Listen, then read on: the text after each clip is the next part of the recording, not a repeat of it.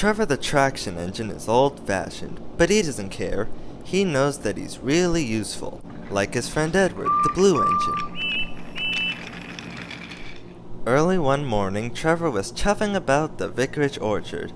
He had important news for Edward.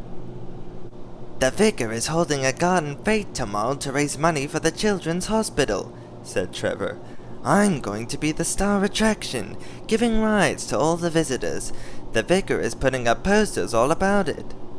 "I'd like to help too," sighed Edward, "but without my rails I wouldn't be much use at a garden party." Edward went about his work, but he did feel disappointed. "I wish there was something I could do for the fete," he sighed. "I'd like to feel helpful like Trevor."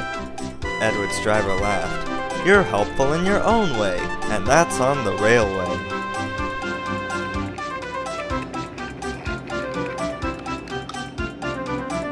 Next day, it was Trevor's turn to look disappointed.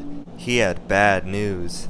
"The vicar's been so busy that he forgot to put up the posters. Now no one will know about the fete." But Edward had an idea.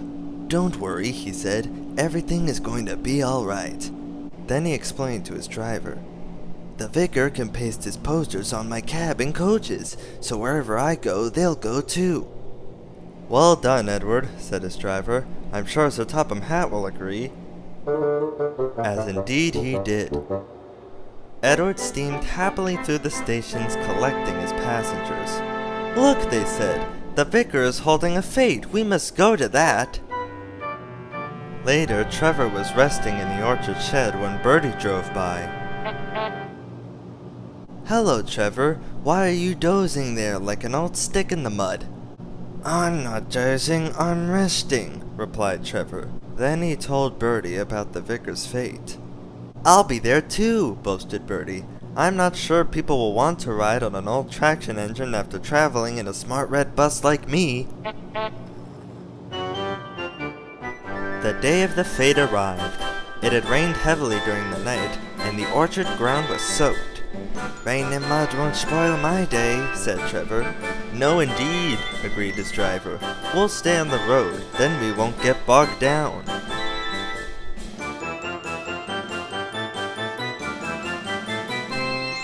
Trevor was soon busy trundling up and down the quiet country lane, carrying lots of laughing children.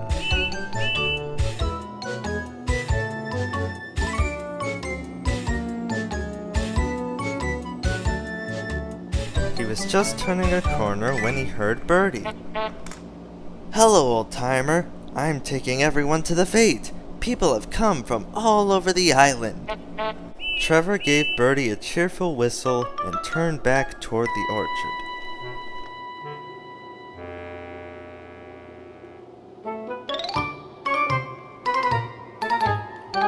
Then there was trouble. "Help! I'm stuck!" shouted Bertie. His wheels had sunk deep in the orchard mud. Terence the tractor arrived just in time.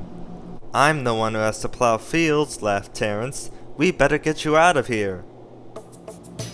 Using strong ropes, Terence and Trevor pulled Bertie clear of the mud.